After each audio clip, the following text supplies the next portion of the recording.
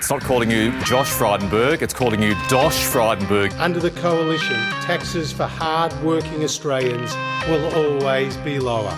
You know, I don't hold a hose, mate, and I don't sit in control room. They're answers that only can come from Victoria, I'm afraid, because that's not my job. But I ain't spending any time, though, because in the meantime, every 3 months, a person is torn to pieces by a crocodile in North Queensland. G'day and welcome to Hard Hats and High Vis. Week 6, that's the Two Jacks campaign coverage of the 2022 Australian federal election. We're getting some solid feedback, some good questions and some very nice compliments, but we need more. We're insatiable in terms of having our egos massaged. If you like what you're listening to, listeners, rate us on your podcast apps, firstly, and then tell your friends, and most importantly, tell Mark Zuckerberg on Facebook or Jack Dorsey or Elon Musk or whoever's running Twitter these days that you like us. Give us a spruik on social media. And if you have any questions, any scathing criticisms, any points of interest you want to make, drop us a line at the Conditional Release Program at gmail.com. The Two Jacks, I'm one of them, Jack the Insider, Peter Hoysted to his mum, and Hong Kong Jack. Two blokes have witnessed more elections than you've had spaghetti breakfast. G'day, Hong Kong Jack. How are you today? G'day, Jack. Last week, mate. We are in the last week. And just as we get to that, the AEC reported 1.7 million votes cast already as of Friday. As of last Friday. We're recording on the 16th of May. Election day is the 21st. And a huge number of postal votes. Yeah, huge.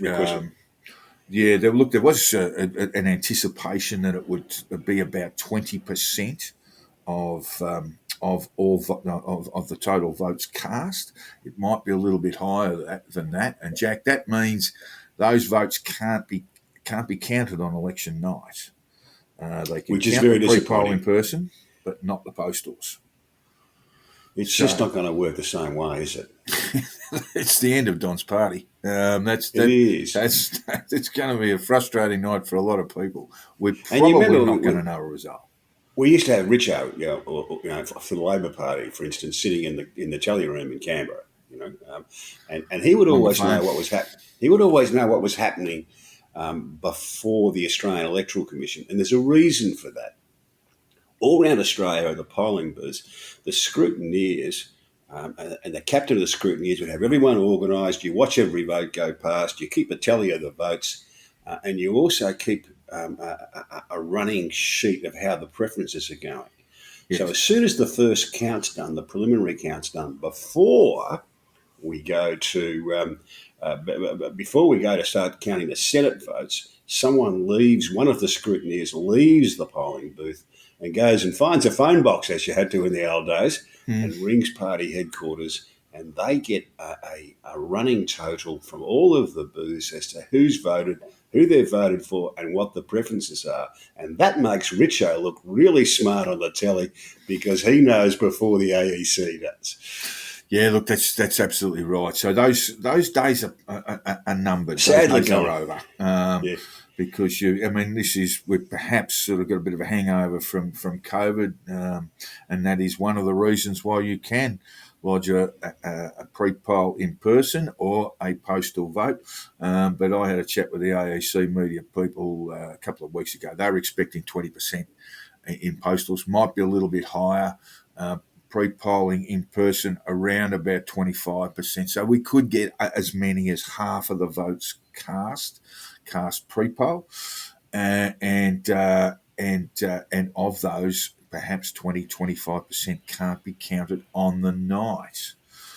The pre-polling really comes into focus, that 1.7 million votes already cast, Jack, because the Morrison government, the coalition, had a launch of their campaign last night. We already had 1.7 million votes cast. What? It's a bit like having the launch the Monday after the election, isn't it? I've got a few book launches I've been to, and the book's been out for about 18 months. Yeah, or Bill Shorten going on a campaign tour the morning after he lost the election. Yeah. That's right, on the bus. Yeah, well, there was the big Liberal rah-rah. We covered Labor's, which was 2 weeks ago. and they are really just get-togethers for the and a sort of a festival for the rusted on. But there might be one or two things that come out of it, and this one has been the big policy announcement. It sort of smacks a bit of desperation. It's the use of first home buyers super up to $50,000 for a deposit on a house. It does smell a little bit like they've had a look at their internal polling and said, "Gee, we're weak in housing." Firstly, and then now the questions are arising with that policy announcement about, and it's exactly what we said about the Labor policy, which is a contribution from government, a dual contribution from government to first home buyers, that the likely immediate effect is to raise the price of housing in an already Great news overheated market. Great news if you're trying to sell your house. Both of these announcements. Yes, look, Senator Hume, Jane Hume, she's actually one of the Libs' better performers, a Victorian senator. She's the Minister for Superannuation. Every time I've seen her interviewed, she knows her stuff. She has the data at her fingertips, and she speaks pretty well. But she even conceded that there would be a bit of a rush on in terms of the value of housing in those two. Well, they're all overheated markets now. All of the capitals. Adelaide's going through a savage price hike in housing at the moment. Tasmania's already been there. But she's already said that there would be a rise, Jack. I would imagine in the short term you might see a bump in house prices, Jack. A little bit of a sugar hit, I would think. just a little bit. But yeah, not acknowledging that these things will cause problems. I don't know. I mean, look, most of these programs to increase home ownership amongst the first home buyers have failed to do anything apart from raise housing prices. Yeah, well, certainly housing prices haven't gone backwards. The problem with taking first home buyer taking out as much as 50,000 from their own super is if the housing market does go backwards, and markets don't always go one way, but if it does go backwards over a reasonably long period of time, 10 to 15 years, let's say, and they've got more borrowings than they've got equity in their home, then they've basically done their nest egg, haven't they? Yeah, quite possibly. I mean, look, I've got no particular difficulty with some more flexibility as to how people use their super money. I'm not a great fan of giving a lot of money to the sort of people who run funds, to be quite honest.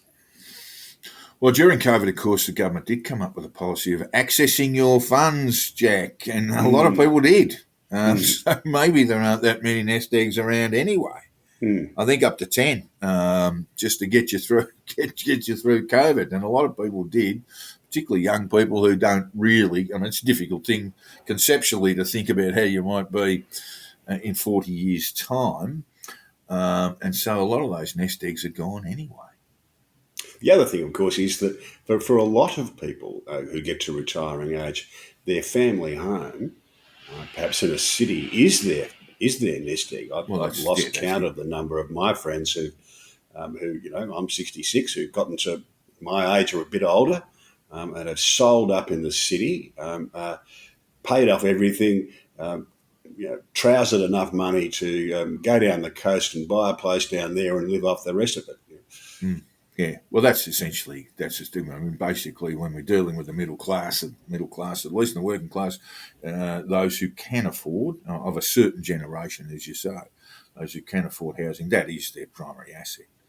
And they've seen some pretty hefty returns in the last decade or so. I mean, you basically doubled your money, in Sydney and Melbourne. Yeah, or even better. But one thing that really caught my eye, Jack, on the Friday was a Scott Morrison concession. It was a very, very strange thing to hear. And I'll just read the quote, and I'll get you to analyse it for me psychoanalyse it if you like, because there's a bit of psychiatry going on here.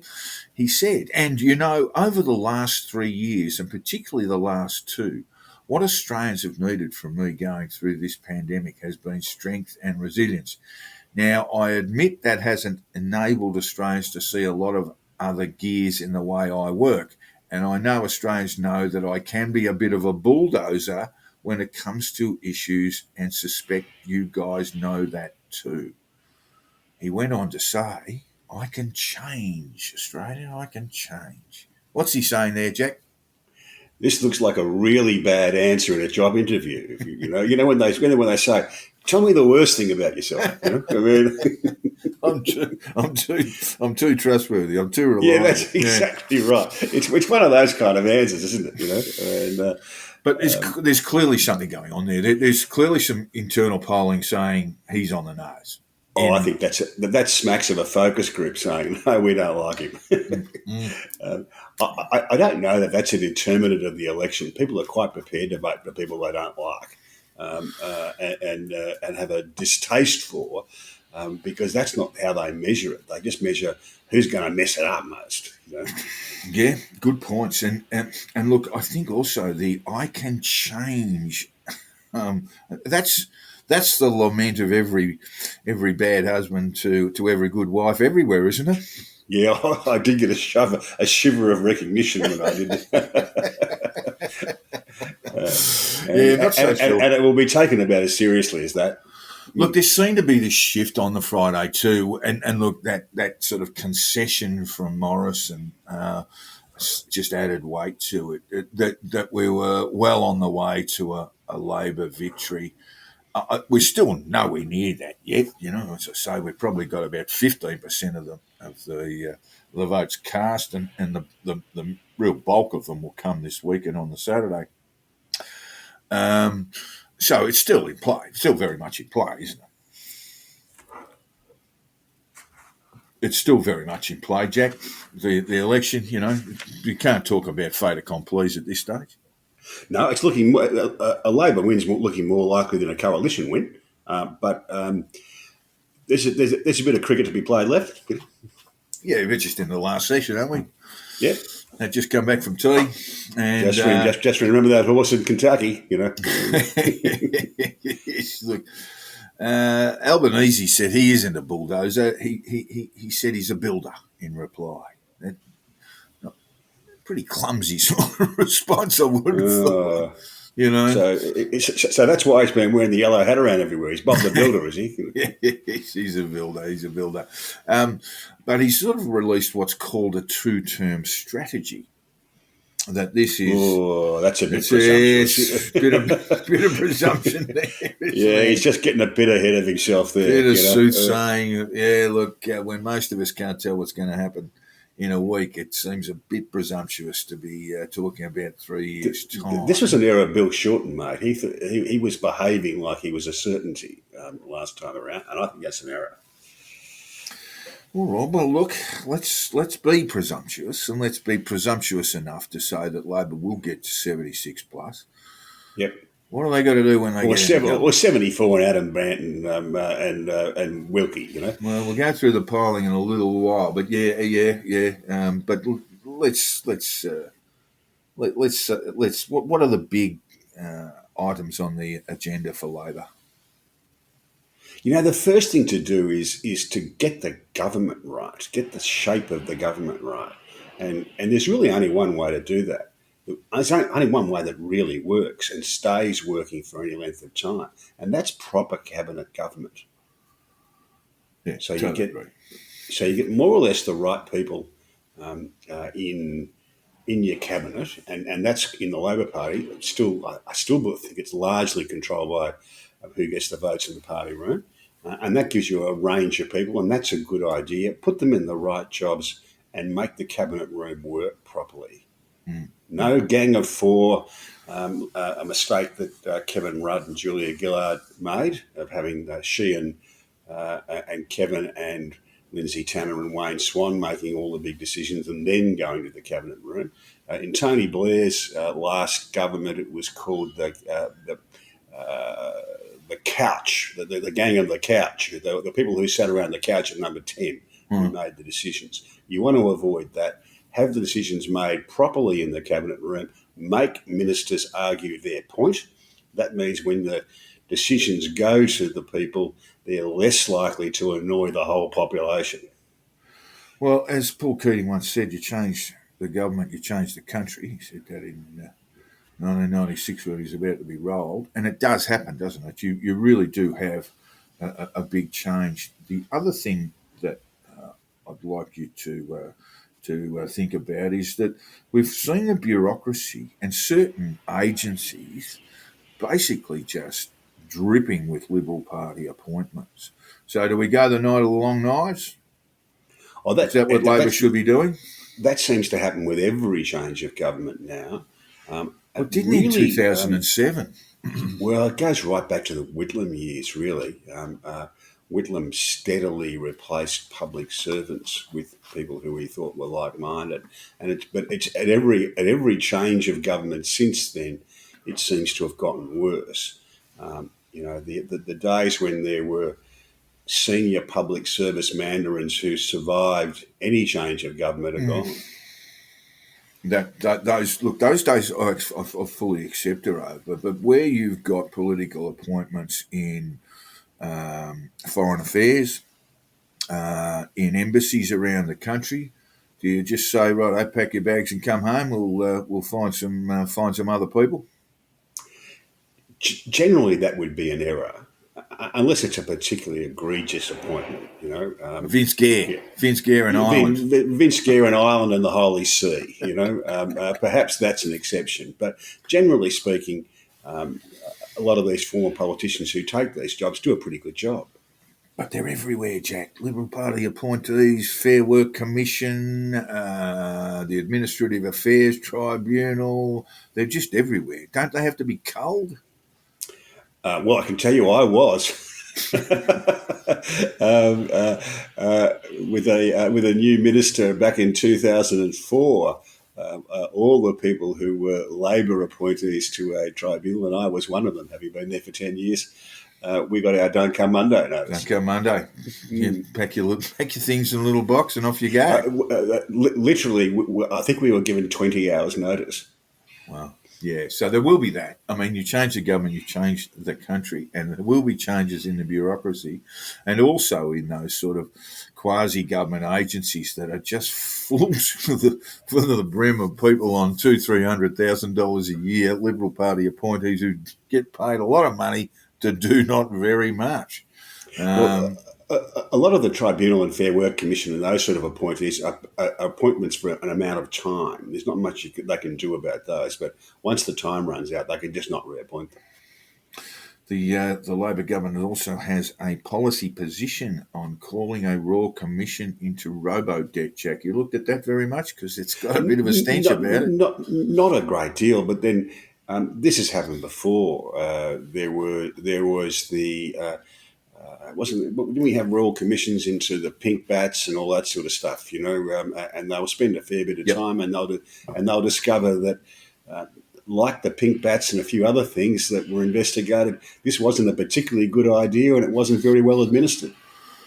Yeah, that is one of Bill Shorten's ideas, but it will also usher in a federal ICAC. And with the structure we're not quite sure of at this stage, but a rejection of the current government's policy of having an oversight agency. Well, they've had 3 years to bring it in. They said they're going to bring it in. They haven't. But that left basically the triggers for investigation in the minister's office, which seems a bit bizarre. What the Labor model will look like is a little bit like the New South Wales the New South Wales state ICAC. Yeah, well, that which is in turn modelled on the Hong Kong ICAC. It is, yes. And they have been a disaster in both places. Don't say that, Jack. If you're a journalist, it's just meat and drink, mate. Oh, look, I know it's great for the journalists and pretty good for some lawyers as well. Very good for lawyers. But so it's not terribly bad for society, but for the state and country as a whole, not a good plan. Oh, the old perp walk. It's Meat and drink for journalists, Jack. The old perp walk for ministers and powerful people everywhere. It's a lovely, lovely thing to see. So we'll see that. We'll also see the Uluru Statement, which is policy, and I want to talk seriously about it. The Uluru Statement is something that will need both sides of politics to weigh in and come up with and support a referendum which brings in some constitutional change, particularly a preface to the Constitution. And Labor has said that it will pursue it with some speed. I think it's not something that should be dealt with hastily, but really it's been ignored for a long time. How do you get well, firstly, you have to have a bipartisan approach. But once you have a bipartisan approach, how do you get to convince Australians about the benefits related to the Uluru Statement? Slowly is the answer. You've really got to take your time. If you want to get this thing through and you want to make it work properly, you've got to be patient and you've got to allow people time to come to a point of view that favours it. If you try and push it through, it just won't work. It must be bipartisan. It cannot work any other way. And it's got to be more than bipartisan. It's got to have widespread community support. So it's not enough just to get the talking head politicians to agree on either side of the house. Well, that's the first step, is what I'm saying. Yeah. You actually got to give that time to filter through, so you get widespread community support. And that means you've got to come up with an idea that's capable of getting widespread community support. Yeah. It does need a lot of work. The first step is to get that bipartisan approach within the Parliament. Yeah. And then that's only the first step. Then go to the community and work away. And look, I think that Labor's got a number of very significant Indigenous or First Australians among it, and they will have certainly a role to play in that. For both, whether Albo wins or Morrison wins, there's going to have to be some debt control, isn't there? There's going to have to be some balance sheet work done in terms of revenue, certainly if Australia economy goes through fairly modest growth, there's going to have to be some cutting done, doesn't there? Yes. And both sides are going to face that. If we get to a stagflation situation again, like we did in the 70s, I think the solution to that is reasonably clear. We know what worked last time. That means some significant cutting. It also means some reduction in regulation to reduce costs all around. So all the things that will improve productivity need to be looked at if you get to that stagflation situation. And I think we're heading there. Yes. Around the world, I might add. Yeah, that's right. And so what we saw, which overcame that in the 80s, with the Accords, Marx 1 to, I think, 6 or 7. And the Accords were essentially productivity trade-offs for pay increases. Yeah, and getting rid of regulation. It's the sort of things that are a bit unpopular these days. They're the sort of policies pursued by Margaret Thatcher and Bob Hawke. You know. Well, that's a fair part of the Labor Party had amnesia about what Hawke did for years afterwards. I think, including the current leader, Jack, might have had a bit of memory. He wasn't loss happy at the time. Well. Let's just say that. Yeah. Well, is it true that with a Labor government, the least sought after cabinet position would be Minister for Industrial Relations? Oh, it's a losing job. It's the horror job, isn't it? Because all of a sudden you've got to deal with the unions and try and be their master, or try and tell them what they do, and really that's your background. Yeah, it's like the old days in the UK being offered the Northern Ireland office, you know. What's the coalitions? That'd be environment, wouldn't it? Coalitions one would Probably, be yeah, probably. You can't environment. win. Yeah. Yeah. Okay. So if Morrison does, I think another miracle, and this one would be, I reckon, this one would be, get down to Lords. If you're having a bit of trouble walking around, get down to Lords and splash about a bit, because this would be the huge miracle. But if it does happen, how would things be any different? I mean, I'll just take you back, Jack, because I think in 2019 there was an expectation around the coalition. So Labor thought they were going to win, and so the coalition thought they were going to lose. And then they woke up on the Sunday morning with not a lot of postal votes being cast that time, and they knew they'd won, and it was like, okay, what do we do now? Because they really didn't have an agenda. Well, I think every election produces a slightly different government, sometimes a markedly different government, but it's never just the same government when you reassemble back in Parliament House. There are people missing, there are new people, Yeah. And there are new allegiances and alliances even within parties post an election. Right. So they have lost a lot of talent, and I know there might be some guffawing among our listeners here, but they have lost a lot of talent. Greg Hunt is a major loss. I don't think we're making too many assumptions when we think that Josh Frydenberg might not be a member of the next government if Morrison does win. There'll be a lot of new faces there, won't there? There will be, and you really just don't. Quite honest, you really just don't know how they're going to go until they get the job.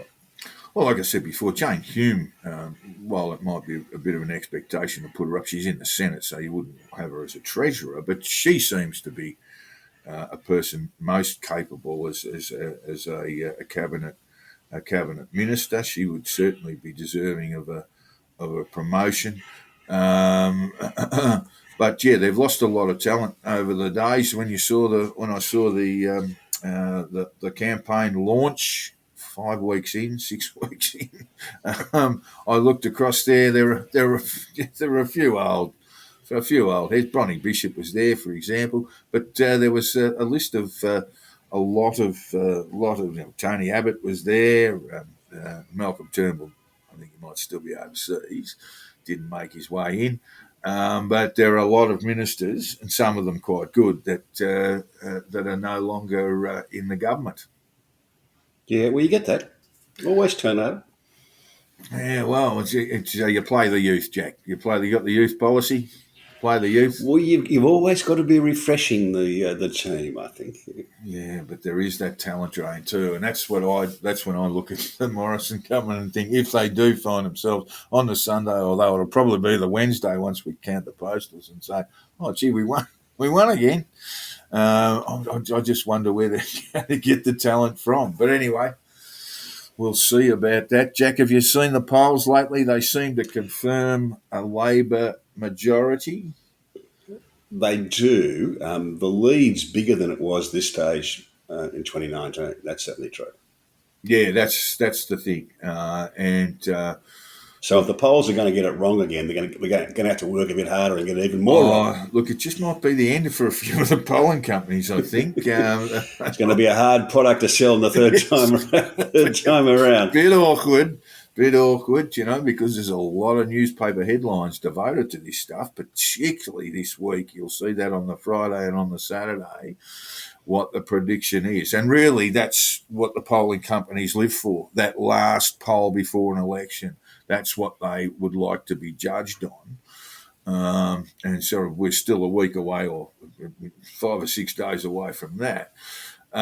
Newspoll is saying there'll be a 5.53 swing two-party preferred to Labor. Now, we've talked about two-party preferred, and we think it's junk. It's sort of junk stuff. There are just way too many assumptions being made around two-party preferred polling figures, aren't they? Yeah, it's too many variables. What we do have is a primary vote for Labor in the news poll at 38%, the Coalition 35%. Labor's kind of where it needs to be, bearing in mind there's going to be, I would say, minimum on the polling. I mean, news poll says 15 for the Greens, minimum 12, and that pretty much gets you there.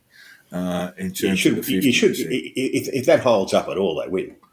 But the figure here is the coalition of 35, Jack. Now, that's down about 6% on almost 7 since 2019.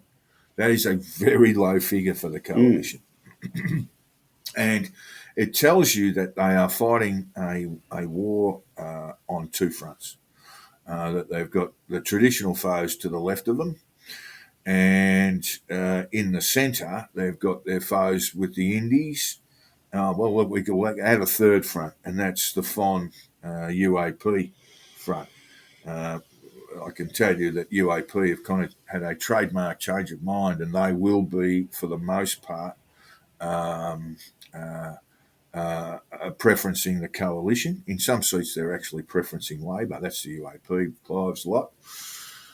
But yeah, that's a very, very low vote for the coalition.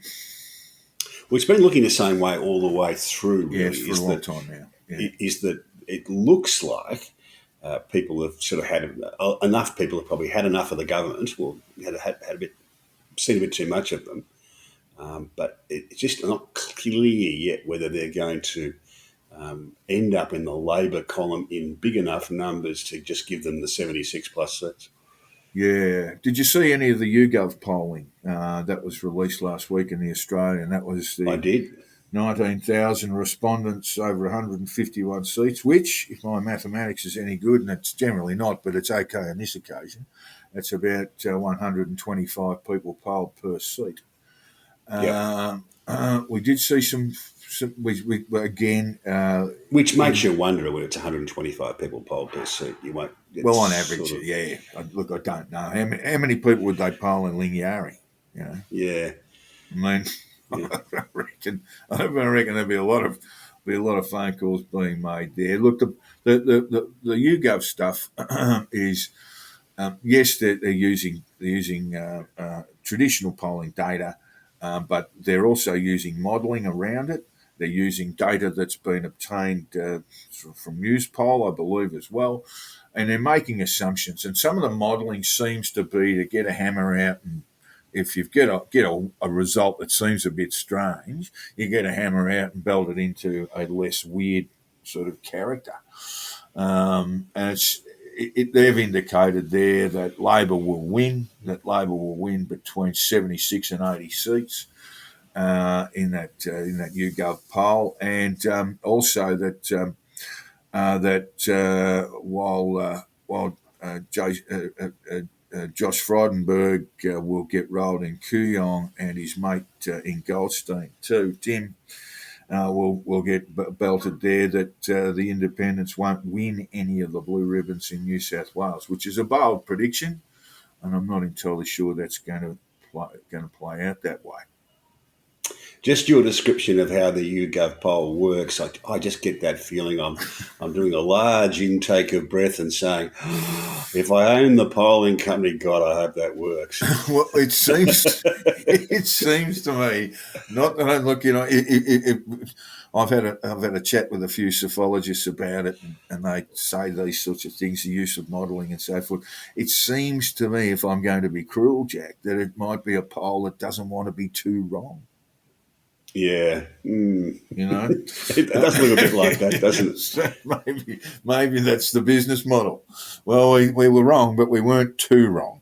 I seem to have my old pal Madonna Jarrett in front in Brisbane narrowly. Yes, and I've got on the WhatsApp during the week, and I'm reliably informed that's about how they see it from the inside as well. They're just in front. Just in front. Look, where that very strange, the very strange set of circumstances around the seat of Brisbane. You've got Labor, I think, on the YouGov poll. Labor on 29% of the primary vote. The Greens on 28%. So whoever comes second wins. So basically, that's how it works. And if the Greens get one more than Labor, they'll win that seat. So. Just for punters, I think that's paying about $5. The Greens win in Brisbane, Jack. And we'll get onto the betting markets in a moment. But look, there are some. It is indicating that Labor will hold seats that I think they've got some problems in, and we'll talk about individual seats in a minute. The Essential poll and I was quite interested in this, is that 46% of respondents say it's time to give someone else a go. That's a big number. 33% say stick with the government we've got, and 21% unsure. That's a big figure too. But That almost sort of supports half. what we've been saying all along. Is that it looks like a lot of people have had enough of the government, but it isn't clear where they're going to land their vote. Yeah, and that comes down to Labor's messaging for the rest of the week, basically. In the betting markets, we've got Labor as in the head-to-head. Labor to form the next government, $1.31 and $1.33, and the coalition at $3.10. That's wobbled about a bit. I mean, coalition came into $2.10 about 3 weeks ago, and Labor shot out to about $1.70, but they've firmed since. And on the head-to-head, it would seem. If we're going to go for the 2019 parallels, Labor were much shorter in the last week. They were sort of $1.10. They moved into $1.10 to win. So I think they paid out, hadn't they? well, one agency did pay out on the Friday. But I think once we understand what the bookies are about, that was a bit of a public relations exercise, really, and they probably didn't have much that in the pool. But to be honest, a lot of that early payout stuff, that's just marketing. Yeah, exactly right. So, in the individual seat markets, Labor, as it stands, for our listeners who want to understand the maths better, they're at 68 in the old Parliament. They pick up one. They pick up one seat, the seat of Hawke, which is nominally a Labor pickup, and it will be won. There's a 14% swing would be required for the coalition to win it. The seat of Hawke in Melbourne's out of west, so that gives them 69. And then we look at there's another 5 seats where Labor are very short odds on to win. They're coalition marginals, 2 in WA, Swan and Pearce, Boothby in South Australia, Chisholm in Victoria, and Reid in New South Wales, where Labor is paying under $1.50 and generally around about $1.30 now. So that takes them up to 74. They lead in 3 other seats. Robertson in New South Wales as well. Chisholm, Longman in Queensland. And I'm just trying to think what the other one is. But they lead in 3 seats, and then they're neck and neck in 4 more. They are all coalition-held marginals. So it seems they can get to 74, and 74 probably gives them government, doesn't it? You know, a minority government with Adam and a possible second Green in the Parliament, or indeed Andrew Wilkie. But you can get to 74 very quickly on this, but then it's a bit of a battle, is what I'm saying, on the betting markets alone. So it's still close. It's still close. Yeah. I still think it's close. I think they've probably done enough to get home, but we've still got a week of the campaign to go. And I guess the question is, you can get to 74 pretty easily, but will it lose any? And yeah, tip for punters: don't spend the money until the money goes in the frame and all clear is declared. You know. Yeah, well, that's right. And in political betting, that is basically when the writs are returned. So you can wait a little while. Trust me, as a person who's had a bit of a lash, and will always have a bit of a lash on elections, you do have to wait a little while to get your dough. But yeah, will it lose any? And look, I was talking to a few Labor people last week, and they're a bit toey around Lingiari, which is the Northern Territory seat. Basically, there are 2 seats in 2 House of Reps seats in the Territory. One is Solomon, which is basically Darwin, and Lingiari, which is everything else. And it's almost impossible to poll. The markets show that Maria Skigmore is the Labor candidate is ahead in the markets. The coalition, or the Country Liberal Party, but in abbreviate that. Jack, the Country Liberal Party, they form a former mayor of Alice Springs up against her. And so that's going to be really one to watch. It's almost one where you don't get any indication. Very strange seat, given that a lot of people are voting. Well, the first Australians are voting from regional, from remote Australia. And perhaps a more personal voting than party voting seat. Yeah, and of course Warren Snowden was the Labor member there for many years, and did have a very popular following. So the Labor candidate, Miss Skidmore, Marion Skidmore, is an Indigenous woman. That would give us some distinct advantage, I would think. But there's some big issues running around Alice Springs, particularly around crime and so forth, which essentially aren't federal issues. But yeah, that one, you just have to wait and see what happens. Everything's a federal issue in the Northern Territory. That's where all the money comes from. No, the Northern Territory government hang on to it for a while and usually misspend it. That's how it works. Yeah.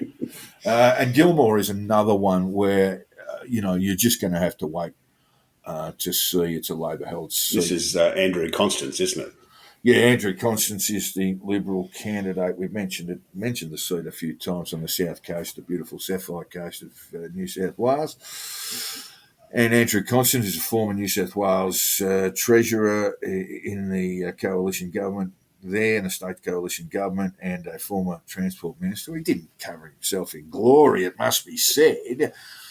And if you think I'm making anything up, go and have a jump on the light rail when you're in Sydney next. The seat of Gilmore, again, the markets say he'll win.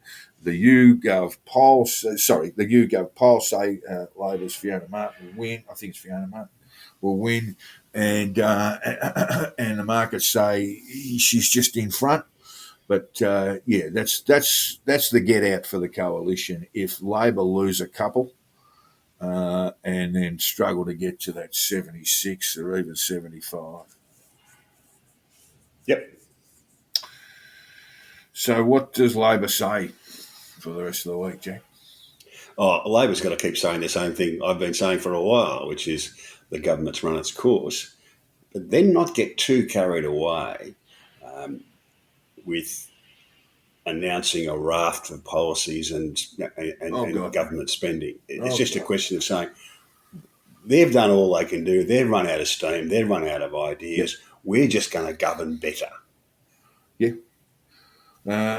You wouldn't even go so far as to say we're going to come in with a bit of energy and enthusiasm. All you have to be saying is, and I know that one of the phrases we've been using, Jack, is a government that's past its use-by date. And I notice a number of senior Labor figures were using that phrase. Now, I'm not accusing them of plagiarism, but that is it's just common sense. It's got to be the message. Got to be the message. You don't go any further than that. This is a government that's completely run out of steam.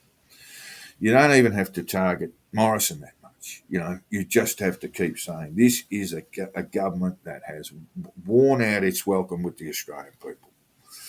And that's what they have to say. What does the coalition have to say, Jack, other than Scott Morrison can change? Well, that's not a winning move. It's not a good move, is it? No. Yeah. I thought that was a white flag moment, really. I thought that was a white flag moment.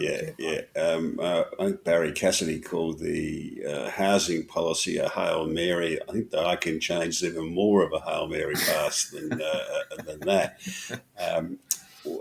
The only way they can survive, I think, is just to say we don't really know enough about who Anthony Albanese is. Yep. Can you trust them? Yep. And that's because there's a lingering sense of distrust about Labor's economic management. Whether it's justified or not is another question, but I think in the community that still exists. So the only way he survives is just keep hammering the message. Who's Anthony Albanese? Can you really trust them? Yeah, and that seems to be all And, the sort of and hope political like hell, advertising that's headed that hope way. like hell that people would go for the security blanket of better the devil than I know. Yes, look, do you remember the old days, Jack, when you used to have a media blackout? You remember that going back? I Well, I do. think it Yes. started on the Thursday, didn't it? Midnight Wednesday, I think. And this time you're going to see probably half of the votes cast by that day, almost By half that day. Wednesday, Thursday. Yeah. So Now, we're talking now at sort of, the early afternoon of Monday, the 16th of May. There's really only 3 or 4 days left in this campaign. yeah, yeah. Now, one of our listeners asked us about how to vote cards. Oh yeah, look, let's open that can of worms up. Now, you've handed a few out, haven't you? I'm not supposed to say anything like that, Jack. I work for the Australian. No, look, in my pre-Australian days, I did. Yes, I did. I did hand it out to the Labor Party and a mate of ours. Yeah, I've handed quite a few out. The first time was in 1975, and it was in rural Victoria, in a little town that had a railway siding but no station, and a pub and a little bit of a factory. And that was it. About 20 houses, so very small. And I was handing them out for the Labor Party, and by this stage in 1975, the Whitlam government was well and truly on the nose, especially in rural areas. And I thought I might have got my face punched in because the polling booth was not very far from the nearest pub. And as the afternoon went on, I was the only person doing it for the Labor Party, I might add. I was there all day. The disgruntled National Party voters were getting a little bit more full of ink and a little bit more angry as they came past us. And I think the only reason I didn't get punched up was because the National Party people were very nice to me and said, "No, you can't do that. He's a nice bloke." I think I was probably about 20 at the time. Well, you were very lucky to survive that. It was a very angry time, 1975 for the nation. But It was. Our listener was asking about how much do they count? Do people Not a lot, I expect. slavishly follow them? Put the how to vote card there next to the ballot paper and go bang, bang, bang. That's what I'm supposed to do. That's what I'm doing. I think they have some influence, or they used to have some influence over the preferential voting. They don't build up your numbers to get the number one vote, but they might build up some preferential voting for. And in the minor parties, so the minor parties don't have the resources to have every booth covered with how to vote card people, and so people might be able to vote, might see a poster of Pauline Hanson or at the booth, but there'd be no one handing out for them. So they might say, "I'm going to vote for Pauline or her candidate in this seat," and then I'm just going to bang whatever I like. I'm just going to put down my own preferences. And this is why it's one of the great misnomers of the 2019 election that Clive's United Australia Party actually delivered government to the Liberals by way of preferences, when really, when the preferences were all counted, they went 60 to the Coalition, 40 to Labor. And One Nation is sort of 65-35. So those... Yeah, this is quite common. And it's quite completely often contrary to what they're doing with the how to votes, yeah. Yeah. Quite often the smaller parties have trouble getting the numbers of people there to hand out how to vote cards, and they sometimes require some assistance from the major parties to do that. They sometimes do, and the major parties sometimes provide that, Jack. Yes. They do. Well, I have noticed, just as kind of intriguing, that in a couple of pre-poll booths that I've looked at, they've had UAP people out the front there, which I can only presume, and someone did tell me, this may be incorrect, but they're actually paid. Could well paid be. to do it. It could well be. I mean, in 2019, Clive did pay for people to hand out in booths around the country, and they could well be. There were 3 or 4 of them outside a booth I had a look at the other week. So basically people get their cards, but they don't always slavishly follow what's on them, do they? No, they don't. And there's a bit of kind of theatre about it all. You're standing at the front of the booth, and some people like to vigorously ignore your card and take the other one, just to sort of make it so they can feel like they're making a bit of a statement. But really, the people who are standing around don't take much notice of that. All right, Jack. Now we've come to the end of the show, and this will be the last show that we do before, before the votes are cast. We won't say before the result is known, but before the votes are cast. So I would like you to delve deep into your mind and tell me who's going to win and why. Oh, I think Labor will probably just get across the line. And is that because of the tired old government syndrome? Yeah, I think it's probably they seem a little bit bereft of ideas. They do seem a bit tired. Okay, and if you ask me, I'd say pretty much the same. I think people might be going a little bit further and say, well, let's have a government with a bit of energy and enthusiasm. We're not expecting the 1983 Hawke cabinet, but we'll at least have some people who are a bit keener on their jobs than the previous mob have been. So I'm tipping Labor to win by, well, I'll go with 78 seats. It might be a few more, I think, in the end, depending on how this week goes. And the Senate, I'll tell you one thing, one prediction for the Senate, Jack, it will be an absolute freak show. Yeah, it'll be full of crazies. Earlier on in the campaign, I was persuaded by some pals who were in this business, in the kind of lobbying and government business, that it was going to be a hung parliament. But I just think it's looking a little bit more likely that Labor. It definitely looked like that 2 or 3 weeks ago. It did look like Labor just didn't have enough. Morrison doesn't seem to have made any ground, I don't think, and I think he needed to. I think that's the unwritten story, and we'll review all of that next week. And I think his campaign's been awful, but it's probably been awful not by necessity because he doesn't have a good team around him or a well-known team around him. And so he's had to run this presidential campaign and often go into areas where he's not terribly popular. It's not the worst campaign I've seen for a while. That was Malcolm Turnbull's. Yeah, that wasn't great, but at least he won. I mean, he lost a few seats, but at least he fell across the line. Yeah, he did fall across the line. So we'll be reviewing everything by the time we get there. We may still not have a result because probably 20 to 25% of the votes cast will be coming in as postals, and they will not be counted on election night. So, Jack, we'll wait for a few more days and we will be back for week 7 to review it all and see what's happened. And I just wanted to tell listeners again, if you want to give us a bit of a ramp up on social media, please do. And we do want to hear your comments, even if they are vicious and horrible. We do want to hear your comments, and please send them to us at our email at the conditional release program at gmail.com. Jack. Just one little bit of news. It's New South Wales political news, really, but a good friend of mine was having dinner with his wife the other day, and at the table next to him, there was a familiar-looking Aussie bloke. And he thought, gee, I know that face from somewhere. So he got on his phone and got on the check.